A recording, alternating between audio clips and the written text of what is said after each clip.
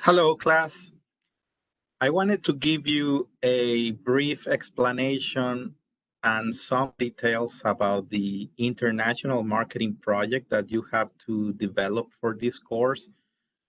Remember that if you go to the instruction files in Blackboard, you will find out that for this project, students need to take the perspective of a consultant in order to develop a marketing proposal for a consumer product to be marketed in a new country, right?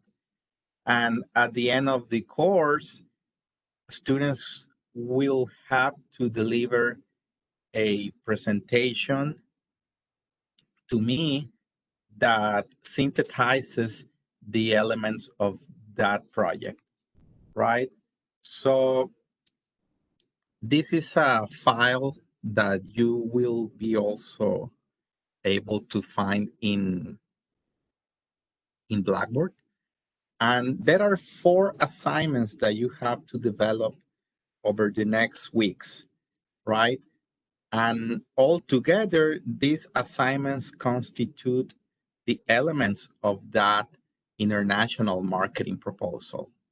So in each of these assignments, you will have specific deadlines, and I'll give you feedback after I grade those assignments, and will provide you with inputs and recommendations to incorporate in the final project report. At the end of the course, you need to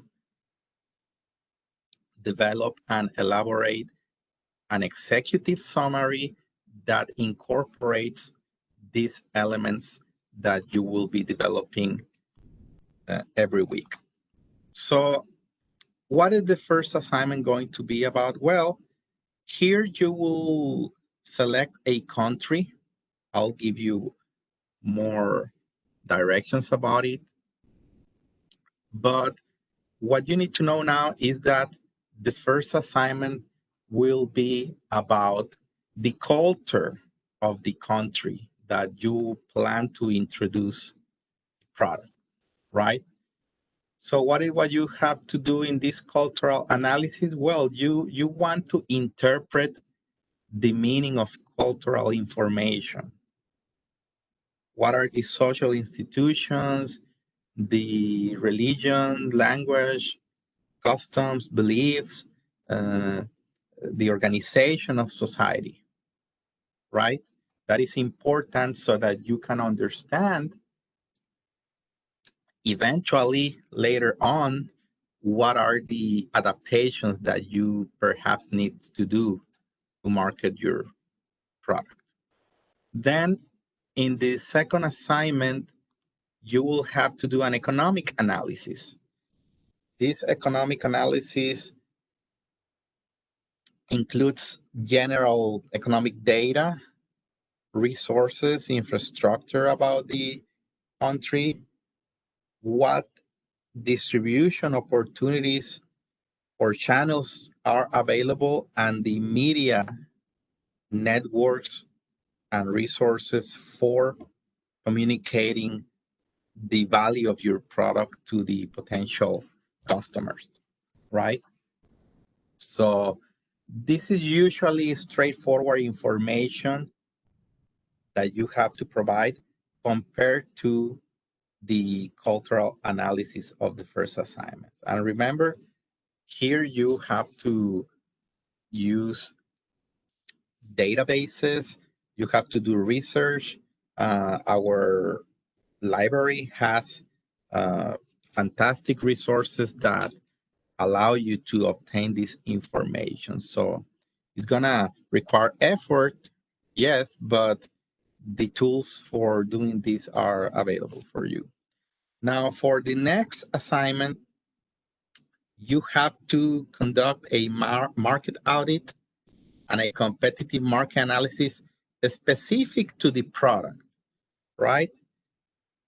Because for the first and second assignment, you know the country that you will market the product, but I will not tell you yet which specific good or service you will introduce. So I'll give you options to choose from, but that that product will be selected not at the beginning of the course, but once that you get to know the the country.